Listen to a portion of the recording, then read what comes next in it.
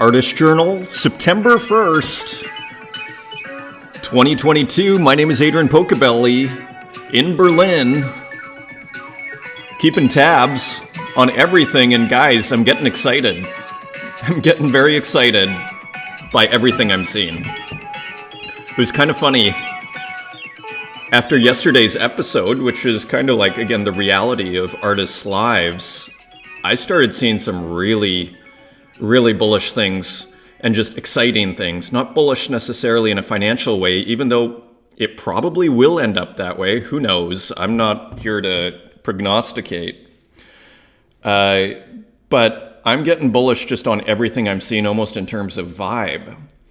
And this thought keeps going back in my mind, this idea of the collector versus the patron. And patrons are what made the Renaissance. Okay, like the Medici, the real Medici, they made the Renaissance by basically nurturing talent. And that was kind of the point I was getting at last episode. This idea of nurturing talent. And I understand that many people do not have 1.3 Tezos to nurture talent. But a lot of people do. A lot of people do have $2. And you know what I was also thinking to myself, which I think is also related to this directly, which is you don't need to nurture talent by spending Tezos or however else, ETH, you name it, Solana, whatever. You can nurture talent by simply putting a favorite or leaving a comment or retweeting artists that are kind of being, that might need, like, even if they're doing well, as we were saying yesterday, on this platform, I don't think anybody's living from it yet. Louis Osborne is starting to get close. Rat Cloaksy is basically, his market's improving as we're going to take a look.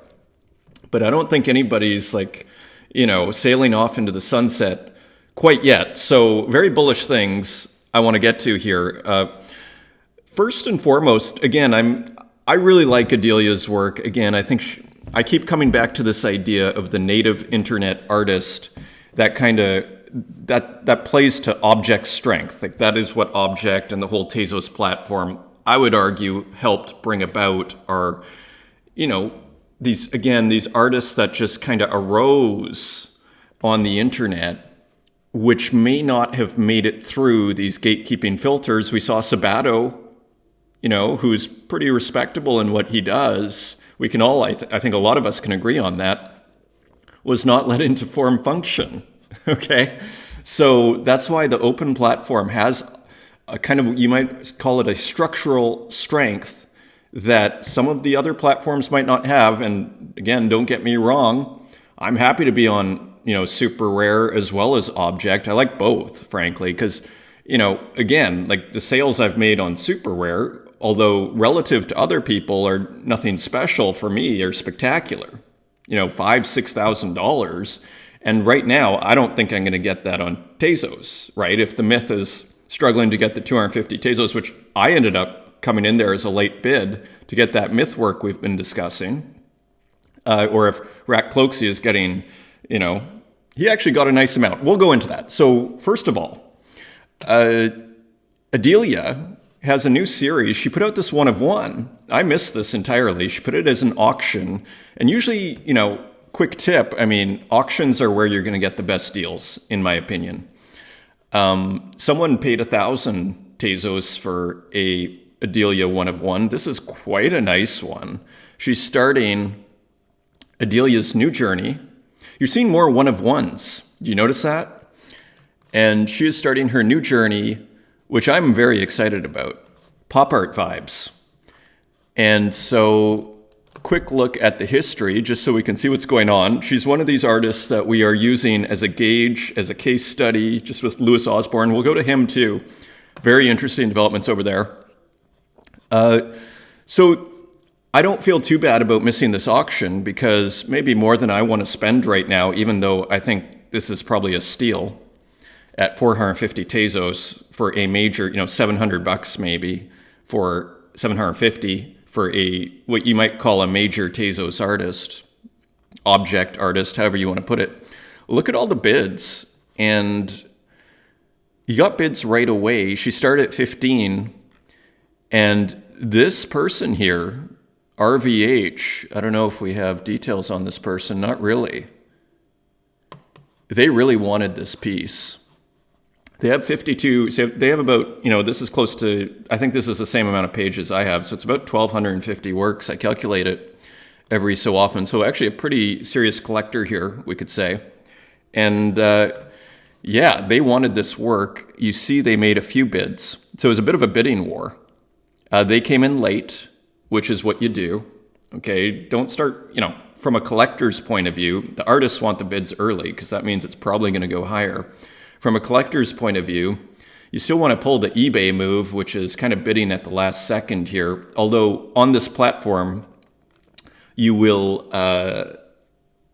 it'll go another 10 minutes, which I think is totally fair. And then the artist gets we might call a realer value of what the work is worth or what people are willing to pay, not just who happen to snipe in at the last second.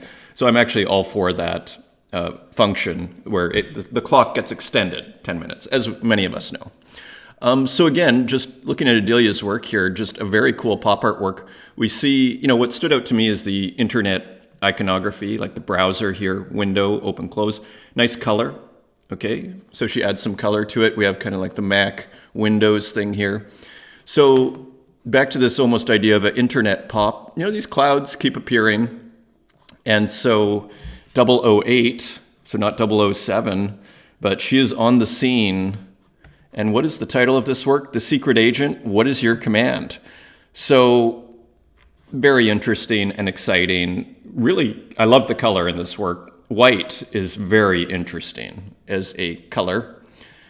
Kind of powerful as a background color. I'm still trying to figure out white in a lot of ways. Let's find another one. Rat Cloaksy did fabulously yesterday. He had an auction. He started it higher at 30 Tezos, and you see this elephant painting, beautifully painted. He's getting, I'd almost say these backgrounds are getting kind of more detailed and elaborate. I was going to say he's getting better, but who knows? It's pretty impressive, and you kind of have this, is this the Elephant Man? I don't know who this is. Other people may know this reference. There was a bit, I don't know if I'd call it a bidding war, but a few people wanted this. A really interesting piece. Don't know if I have too much to say about it other than that. I mean, just looks like the Elephant Man or something, or some reference to that. Again, you guys might have, hey, we got phone art. Yeah, we got phone art. Good, yeah, finger art, phone art, mobile art. A little hat tip from Rat Cloaksy. That's awesome. So thank you, Rat Cloaksy. Look at again, small community, guys. We got to love it. You just got to love it. Like, we'll probably look back on these days as the Halicon or Halison days or the golden days when wasn't that hilarious when you could buy a Rat Cloaksy for 60 Tezos or $60. That's changing, though, however. So started at 30. Rorich came in. It's like, we need Rorich for the play-by-plays. I'm actually half serious. If this whole thing explodes, which is possible, it may not, but which is possible, Rorich, I actually think he's got a role to play somewhere. You see Light Dark really wanted this thing, and so did this person with the L at the end. There's a bidding war. I mean, they started it really early, the bidding war, which is great for Rat Cloaksy because I think this is the highest amount as far as I know. Leave a comment if I'm wrong, but I think this is the highest amount he's gotten for one of these, what I call phone artworks, at 160 Tezos. So that's good. This is progress, folks. Like, that is, I think, around $250, times 1.5, $290.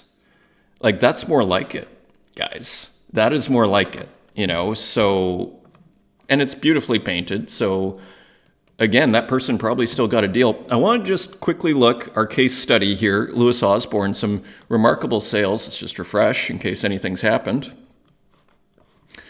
So some remarkable sales. You see his market, how I was saying, maybe it's cooled down a bit. It hasn't cooled down. These are the last 24 hours. He got one of his moving cities here sold for 110. It's an addition of 25.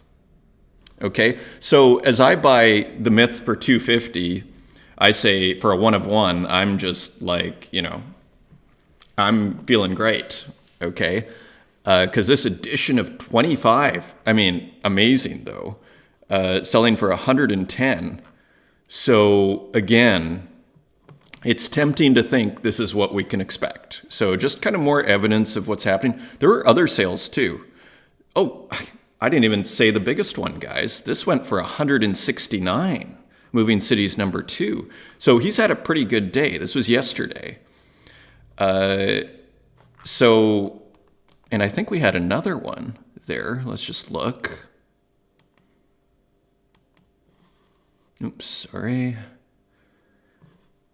Yeah, and then another Moving Cities 4, this beautiful red one. I would have loved to have gotten that one. That also sold for 100. So pretty impressive sales. Just made a 24 Tezos, 18 Tezos for an edition of 100. So think about it. There are we're probably getting close to 8 billion people on the planet. We kind of have I feel like a few hundred collectors here. Maybe let's be generous and say a couple of thousand. I don't think we do have a couple of thousand serious, quote unquote, intense collectors. Let's put it that way. What happens if the world gets onboarded here? Because it seems kind of possible. And what happens, these all of a sudden an edition of 100, Warhol's did editions of 125. Okay, and how much does a Warhol go for? I don't know. I think you can get one for, what I find reasonably cheap, considering where crypto was last year and everything that was going on. I think you can get a Warhol for 25,000, which sounds insane. But when you look at the prices of some of the art on Ethereum, you go and just look at what gets sold on Super Rare. Some of it starts to approach that. Some of it goes way past that. So always keep that in mind if you're dropping big bucks. I'm not in that league. But if you're one of these kind of true whale buying on Ethereum, just don't forget to look. And I'm all for it. And I'm a huge fan of NFTs and digital art and supporting Super Rare, who have helped me enormously. But don't forget about the real art, or the physical art world, not the real art world, the physical art world, where you can buy a Warhol for, just remember what else you can buy for that amount of money, is all I would say. Again, more reasons to feel bullish. I woke up to this great Gloom tube in my wallet, this beautiful Gloom tube. Look at that color. Gloom grown in USA. So this looks like a nice big orange. I think he gave it to all his collectors. And let's just go to his Twitter, because he wrote a really nice tweet, which kind of made me bullish. This is how look at that, that's cool. Here it is. Newest piece, Hesperidium, has been sent to all collector card holders. I have set 0.7% royalties for each collector card holder as well. Do what you like with them! ! So just an awesome way to begin the day, courtesy of GloomTube. Thank you. Totally awesome. And another one. Hey, remember just from last episode, we were worrying. Maybe I was wringing my hands over Groove Streets and thinking, oh, is this guy going to stop his series? This thing's just getting started. Okay, and as an artist, we have to understand that series are going to develop here. And look at this. Now he's added the Grove. I never know if it's Groove or Grove, but he added some spray paint to the mix. So this is why it's good, back to this idea of the patron versus the collector. By starting when things are humble and still kind of, you're not just buying an artwork when you're a patron, you're funding an intellectual enterprise. Okay, and this is the difference between the Renaissance and just some art movement. They had patrons. That's even a lot of the scientists in the 18th century, from my understanding. You look at their books, because most of them just wrote books to publish their work, and you see the patron, Lord so-and-so, thank you for basically the patrimony. Okay, so if this community starts adopting, even if it's just in retweets and tweeting, favoriting, if we start adopting a patronage mindset, things start to open up. let's just put it that way, in a really kind of almost what I would call a dangerous way. Okay? Because the world is smaller than we think sometimes. And sometimes we might think, oh, we're just doing our little digital art thing on Tezos and this doesn't matter to the wider world. Until it does. Okay? Again, I look at this and, my side gig is in news, which is probably why I'm kind of got this broadcaster side to me. And I just look at us as this, I just see a gold mine. And if I was working for Art News or whatever, I would be going, if I was editor in chief, I'd be going, we need a reporter on this beat. Okay, because this is huge and nobody is talking about it. And we have to enjoy that. Okay, so you ain't gonna catch me, BITCH, keeping it family friendly here on Adrian Pocobelli's Artist Journal. So the sports series is back, thrilled, and you know what? I'm just so proud. I'm as proud of Groove Streets for coming back and not giving up, because that's what it's all about, folks. Like, you have to persist as an artist. I'm just as proud of this community, Mikey Wilson, 3A, 5A, 1A, Crush, who are buying the work, okay? It's pretty cool, guys. It's pretty cool. So, excited about that. This is a one of one. Again, I'm trying not to spend money here, but Ed Marola, who I'm sure a lot of you guys are familiar with, he put out this work and kind of just an interesting, unusual pixel artist guy, almost all in purple. We'll look at his page in a second here. Let's see if we can get the music going. The music sold me. And I just thought of this in a museum.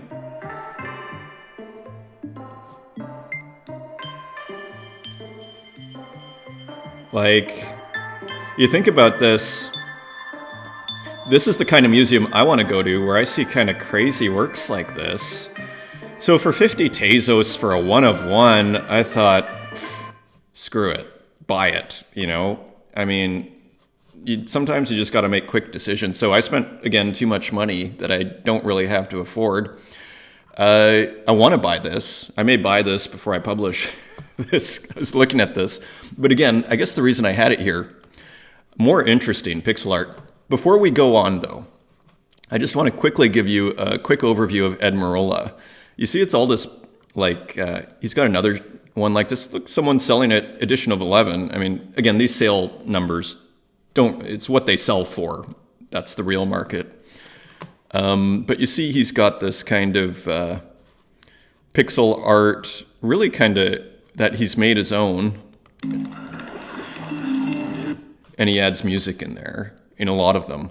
So again, one of these native internet native artists, however you want to put that.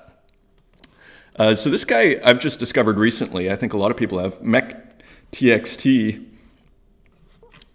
He's got some beautiful pixel art that he's been doing. I was looking at this piece that he just released. I might have to pick that up. It's almost impossible to get his work because pixel art sells, guys. And I understand why. I love pixel art. That's why, I put together my little 8-bit nature series. Why not have a pixel art series? I love that stuff, and I just want to get better and better at it. This guy's quite good. I think he's out of Indonesia. I just wanted to show you, first, look at all the offers. Again, the popularity of pixel art. And then you look at the sales. Listed at $17.58, and by 4 minutes later, the edition of 20 is sold out. So, and it almost all went to different people. There was one person who managed to get two. So this guy, I kind of have my eye on mech.txt, who seems to be in Indonesia, Michael Alexander. Just a really interesting pixel artist. I'll show you a couple of his other works. Quickly, this was sent as an airdrop to people who bought on Primary. So I'm way behind here. I could have got if I was quick enough, which I wasn't, you can get it for 2 Tezos. Now it's going to cost you 11 or 12. So this is another work by him. I like these nature works. Again, for me, why I did an 8-bit nature series, I like that contrast, and maybe he feels the same way, that contrast between nature and the hard pixels, kind of organic, biological, organic nature versus the hard pixel digital world. So it's a kind of a natural contrast to use to portray. So, and kind of a nice small version here. And finally, what do we have? I think this is our final piece here. We have another pixel artist who, I think this has music to it. Let me just see.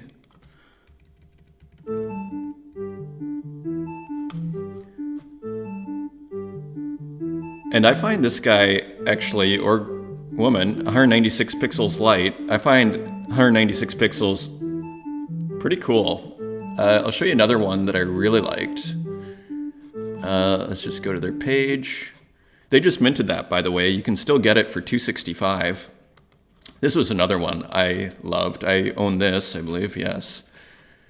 And I just saw these kind of side by side in the museum. We'll see if it loads up here. Kind of a space theme, UFOs, the sheep going up, the cool user interfaces, the planets. Again, just the music, kind of the video game, 8-bit video game music. So in the gallery, in my mind, I see these two works just side by side because this also has a UFO reference. So I thought you can see it in the background here. So anyway, glad to see what's going on here, guys. And, again, great to see Groove Streets back on the scene with a new soccer work. Anyway, that's all for today's episode. Until next time, take care.